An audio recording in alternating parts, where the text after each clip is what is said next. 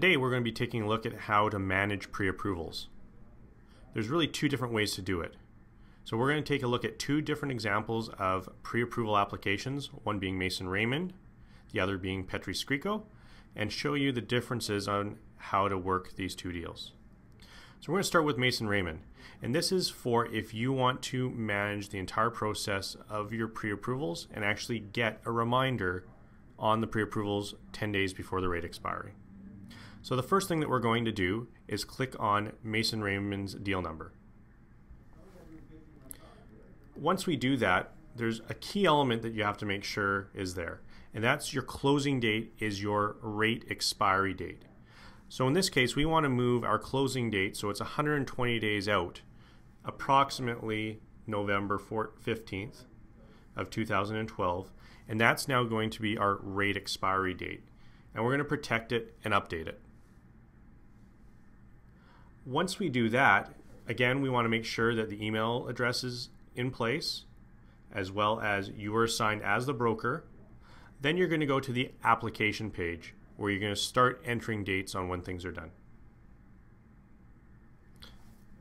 Once you're in the application page, again, just like a live deal, you want to say what the purpose of the application is.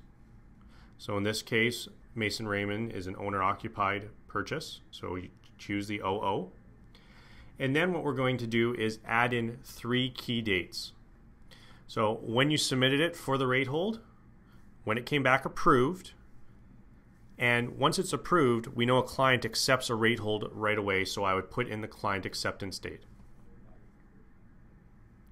Before we save it, we're also going to check off confirmation completed file.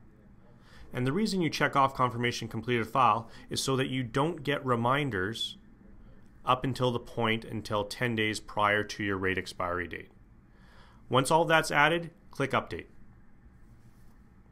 Once you click Update, it's going to take you directly to the lender product page because you have the client acceptance date in. Here, you're going to do 3 key things. You're going to choose the lender. So from the drop down, we're going to choose First National, BC. The second thing is, on the far right-hand side where it says application type, you want to ensure that it says pre-approval there.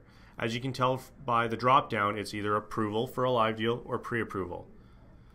You want to make sure it says pre-approval, A, because it is one, and secondly, through the advanced CRM reports that will be made available to you, you can actually search all your rate expiries through a reporting process. The last things that you want to do on this page are choose the product. So in this case, we're going to just say we put in a rate hold for a 5-year fixed term, and the interest rate was 3.09%.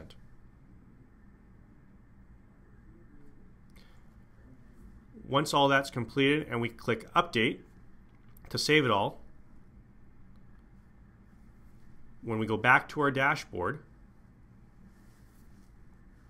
the Mason Raymond application is now in the accepted status and shows the closing date of November 14th.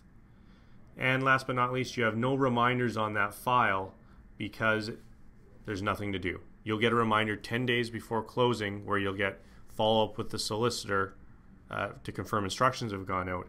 That's your reminder that you also need to relock in your rate expiry date. So that's the first way to manage your pre-approval.